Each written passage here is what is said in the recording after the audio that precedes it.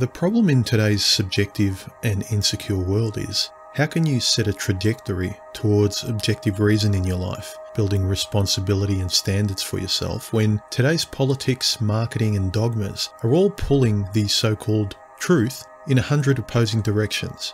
Well, I have one simple standard you can use to arrive at the general truth of just about anything, and that is the truth of consistency.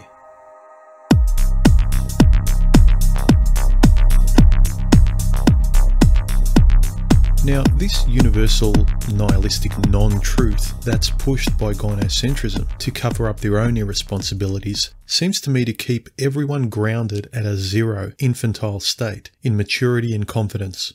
If one is constantly told to be forever flexible and vague and undefined with everything and everyone, you cannot believe this, you cannot say that, then you are effectively making people unethical and unable to stand for, well, for anything, because it continually shapes us into insecure mental infants, too scared to even ask what the truth is, like it's a hot stove not to be touched.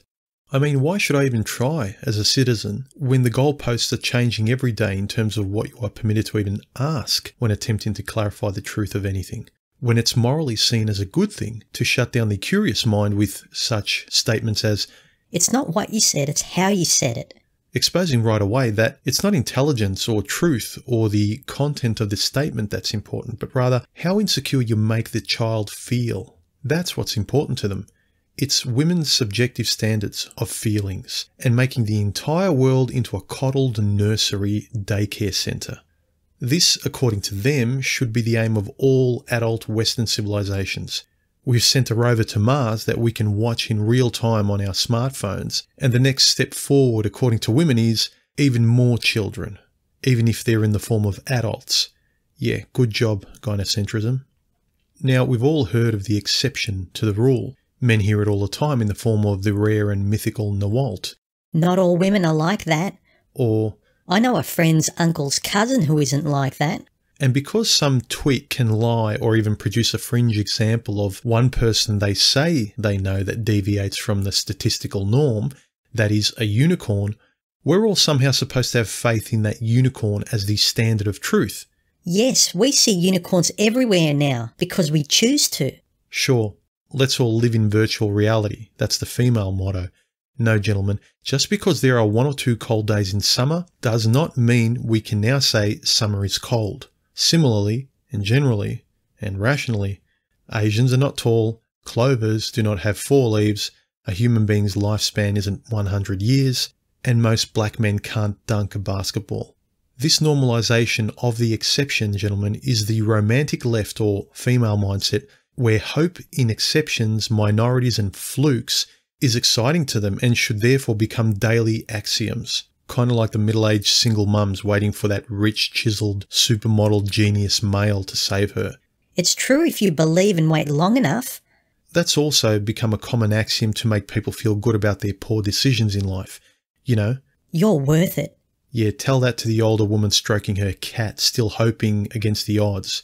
To the Bridget Joneses eating a tub of ice cream, waiting for 2 alpha males to knock on her door and fight over her. Against all reason, keep believing in that fantasy as you keep stroking your cats. No, the stable and convincing truth of anything is the greatest statistical and observable reality about that thing. Doesn't mean there aren't exceptions.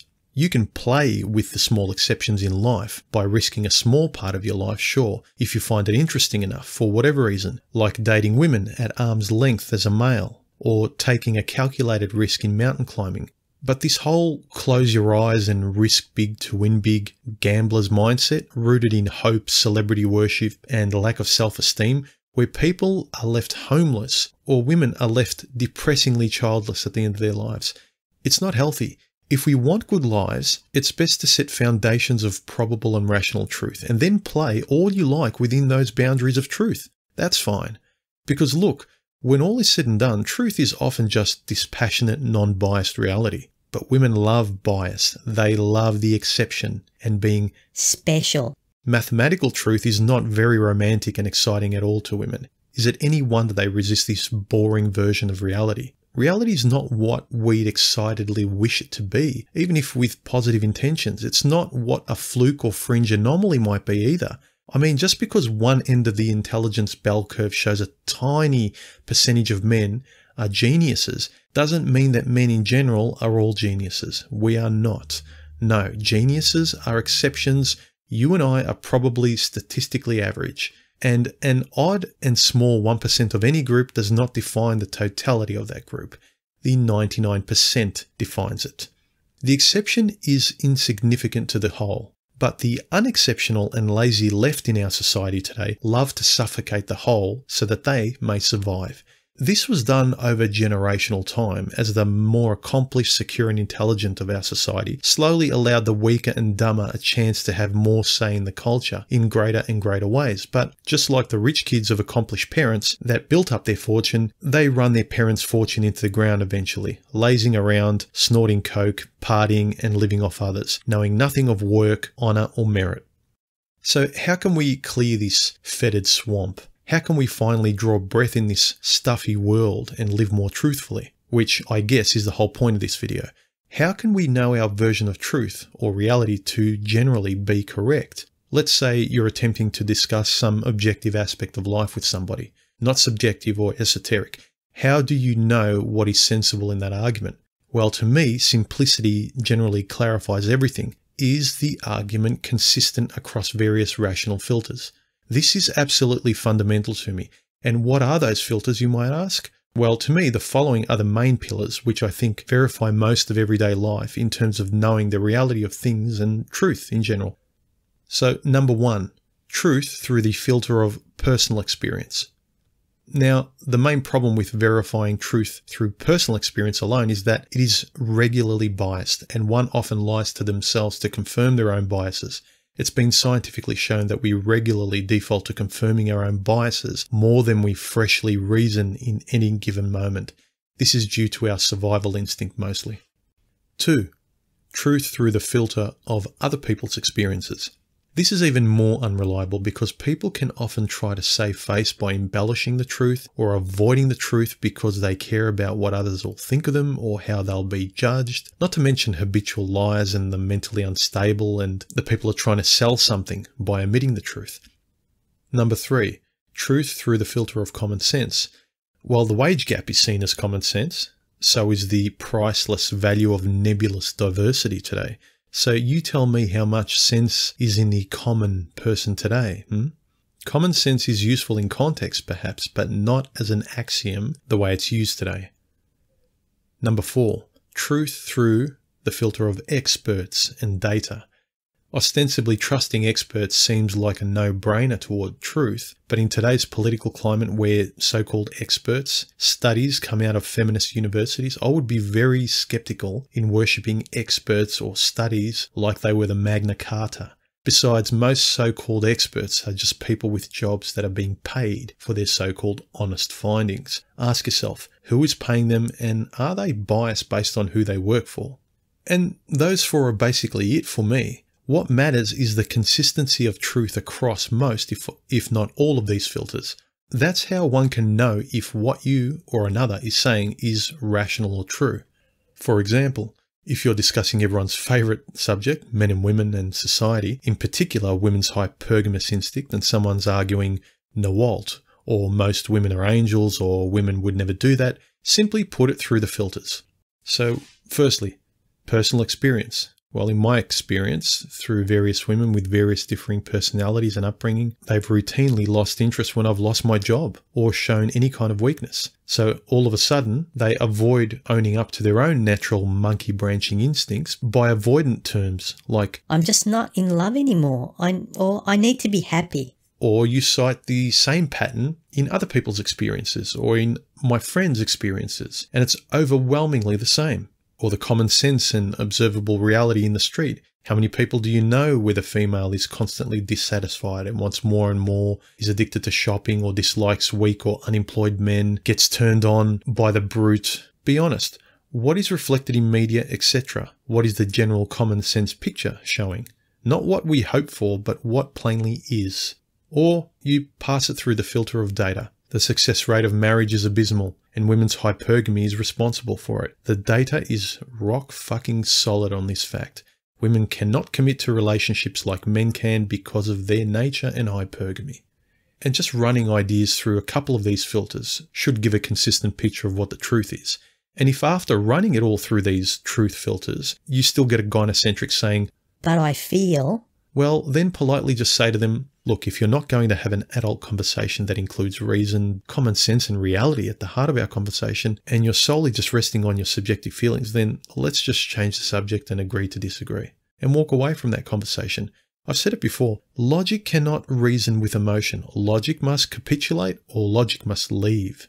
The leftists will probably feel they've won because you've walked away from the discussion. They win by wearing you down, not by logic. But who cares? Do you really need to prove yourself to a stubborn child? No. Move on. It reminds me of a Christmas party I was at recently where there were about 7 of us sitting around late in the evening, drinking and having an interesting conversation about the state of the world. Roughly an equal mix of males and females, I think, were engaged in this conversation. And one of the men in the group was a senior police officer who is still in the force after 25 years. And the topic stumbled across the fear of violence towards women in our streets and how gangs have made the streets seem dangerous for women these days. So the women in our mix were all virtue signalling their fear of violence toward themselves and their daughters. And the police officer stated a curious fact, which I silently already knew. He made them all aware that the vast majority of rape allegations from women were all false from his experience of 25 years as a police officer. And I also chimed in and confirmed the validity of his statistics, that most rape allegations turn out to be false. And without missing a beat, almost all the women band together in their in-group preference, gasping, "No, I refuse to believe that." Amazing. I responded to them, a senior police officer has just told you from his experience in dealing with this in his day-to-day job, where these allegations are actually made, as well as the statistics that are cited. And you know how women can backstab each other and lie, right? And you still refuse to believe women could lie about any of it. And then the responses to me were all deflections, to protect that sacred female purity that's sold in our marketplace. I just think it's more complicated than that. It's not that simple. You're implying most women lie about it. But it is exactly what the results show. Most women who make rape allegations lie. There is no way around it, from experience to data to common sense. So again, the best you can do in these situations is rely on the consistency through various filters for your objective truth, not just from one filter. And the subjective leftist gynocentrics be damned. Fuck the horse who refuses to drink when you've led them to water. All you need to do for others is show them the truth as you see it through open and rational discourse if you're inclined to do so. But your responsibility mentally and through the quality of your own life is to epistemologically know what is right and true and rational and fair for you. You have to be good and healthy. Do not allow others to feed off you. When you interrogate the truth by the standard of consistency across these filters, it's the most objective truth you can know. For instance, when you ask both sides of a divorce for their respective stories, you often get two differing sides to the story. But just like a court of law or an interrogation by police where two personal stories are compared in two isolated rooms, and just like a science experiment in two controlled and isolated scenarios, this, gentlemen, is where the truth is arrived at when inconsistencies in the stories are revealed. Again, consistency is key. This is why judging competing views on inconsistencies across these filters works so well. If one has consistency in an aspect of life being so, by personal experience, other people's experience, common sense, data, etc., then you can be sure it most likely is that way. Until that pattern starts changing rationally. But the chances of consistency deviating in this way are minuscule and inconsequential and irrelevant when all is said and done. I suppose that others may say things like, "Sure, the divorce rate is high and you'd have better luck skydiving, but don't you want to be the one where you find that one chance, that true love, that unicorn? Isn't that what life's about?" No. Maybe you're a gambler with your life, but I value mine. I could use my favourite example of climbing Mount Everest as an equivalent. I could say to women, Wouldn't it be a romantic achievement to be one of the statistically few that make it back alive from climbing Mount Everest, or at least with most of their limbs intact? Wouldn't it be great to risk all of that on such a low success rate? Isn't that fantastic? Most women would laugh at me, and rationally I'd understand why, but this understanding is not reciprocated by the so-called fair agenda. Get married, climb Everest, I don't care. But at least weigh the consistent truth of reality upon ethics you hold or act towards. And I don't know about you, but if you're going your own way, I'm guessing you lean towards being a numbers man like me, because you have to be. And if there's a fuck all chance of your life working out well in a certain direction, like traditionalism today, then why would you even bother? And this is why the philosophies around going your own way speak to many men. It's based on logic and reason and giving up on irrational gambling. Men who've gone their own way cast themselves away on their own little solo boat, away from the large, safe, psychotic landmass of gynocentric public approval, away from society's expectations and of others' expectations. And now this kind of self-determined man must navigate his life on rationality and not unicorns. Thinking must be the dominant truth now because I have absolutely no one to lean on but myself should I misstep. This is the self-reliance a man going his own way develops, and as such has only truth to support him in living well. Not the government like women do, not religion like theists do, not women and children like traditionalists do. And I'm not saying that men who've gone their own way as I have are better or anything like that. It's just that detaching from the comfortable and socially supportive lies necessitates viewing the world with rational standards now. I must rely on my rational mind because I won't survive believing in unicorns. Political correctness routinely attacks generalizations based on data, especially. I've talked about this in my previous You Can't Generalize video, link below. You see, generalizations are threatening to the left because they illustrate a more consistent view of reality. That is, a generalization is often the general or observable truth of something. Thus, when the left say, "You can't generalize," it is a minority saying the small, like us, should be bigger than what we are. It is an insecure plea for I exist too. Unfortunately, they are willing to silence and kill the whole of the majority in civilization so that they may survive short term. It's a drug addict's parasitism. It's akin to a parent's tribalistic and irrational mentality of, I'm fine with the world suffering so that my child may be happy. It's completely subjective and dishonest to fairness and the so-called greater good that these tree huggers often espouse.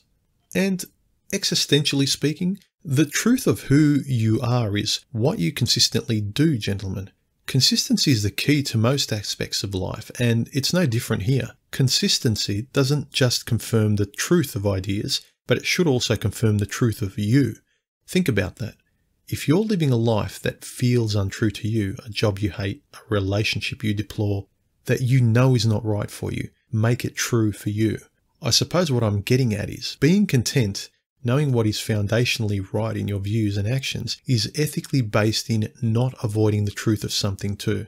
And the best way to do this is filtering any uncomfortable instincts or questions you may have through the filters of consistency. And then you'll be sure to arrive at something that feels more true to you. I hope this video helped, guys. Go your own way, gentlemen. Later. Please share, like, comment, subscribe, and don't forget to hit the bell icon once you've subscribed to be notified of my next video. And feel free to support me through Patreon or donate to me through PayPal. It keeps me creating more videos and I really appreciate it. Cheers.